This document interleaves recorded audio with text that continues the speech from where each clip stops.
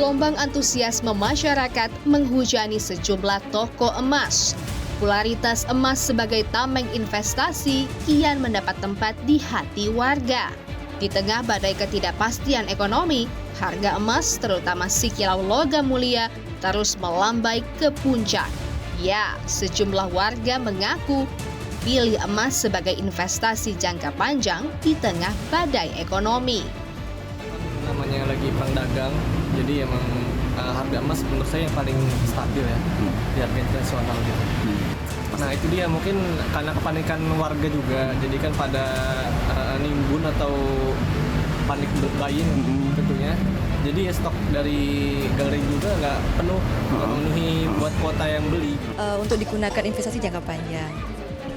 Kalau saya rutin aja nabungnya, jadi kalau misalnya ada uang cash dibelikan aja emasnya. Jadi rutin, bukan yang sekarang beli terus nanti mungkin nunggu kalau turun beli lagi. Investasi jangka panjang. Kalau hari ini sendiri berapa? Jadi yang 2 gram. Rutin ke sini berarti?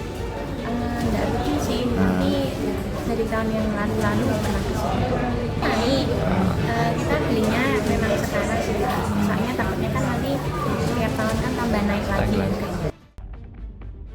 Tak hanya beli tunai, cicil emas juga menjadi primadona. Kantor Pegadaian Blora mencatat transaksi cicil emas bahkan naik sebesar 56% hingga mencapai nilai 7 miliar lebih.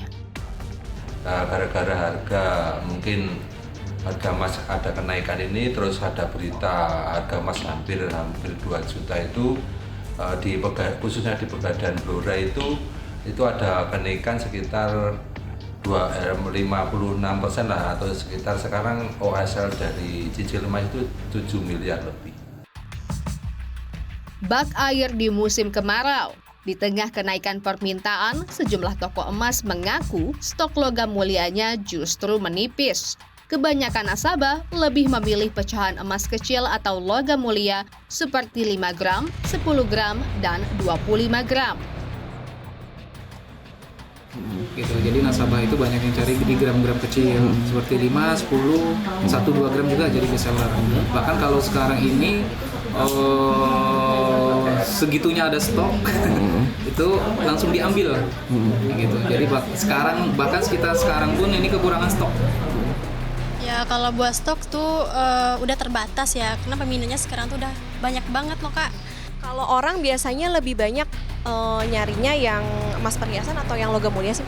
Kalau teruntuk minggu-minggu ini ya, kebanyakan tuh di logam mulia yang antam gitu. Meski diprediksi terus melambung, perencana keuangan Mitra Rencana Edukasi Mike Rini Sutikno mengingatkan, jangan panik, harga emas tetaplah fluktuatif.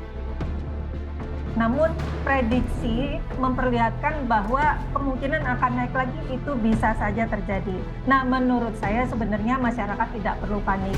Tetap membeli seperti biasa, bagi yang sudah biasa menabung emas, tetap membeli seperti biasa saja. Jadi yang sudah rutin ya tetap bisa rutin. Dan tidak perlu semua harta kita cairkan, kemudian kita belikan emas semua. Karena pun emas itu harganya bisa berfluktuasi, tidak terus menerus dia akan naik, dia akan pada akhirnya turun juga, cuma kita belum tahu kapan.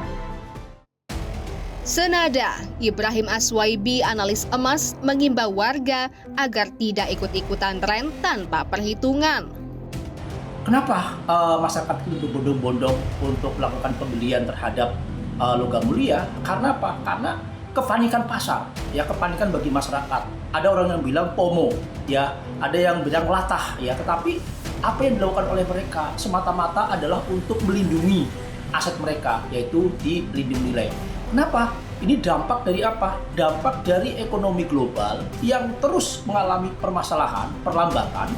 Hati-hati ya bagi masyarakat, terutama dalam masyarakat awam. Jadi jangan ikut-ikutan FOMO, ya, karena saat ini harga emas dunia relatif lebih tinggi, sehingga harus hati-hati, lihat juga kondisi saat ini. Dari laman Logam Mulia, pada 16 April 2025, harga emas naik Rp20.000. Harga yang semula Rp1.896.000 menjadi Rp1.916.000 per gram. Dinamika pasang surut harga emas di tengah ketidakstabilan ekonomi dipicu perang dagang Presiden Amerika Serikat Donald Trump yang masih terus berlanjut. Adaptasi dan kewaspadaan menjadi kunci dalam berinvestasi. Lantas, apakah momen ini menjadi karpet merah untuk berinvestasi emas jangka panjang?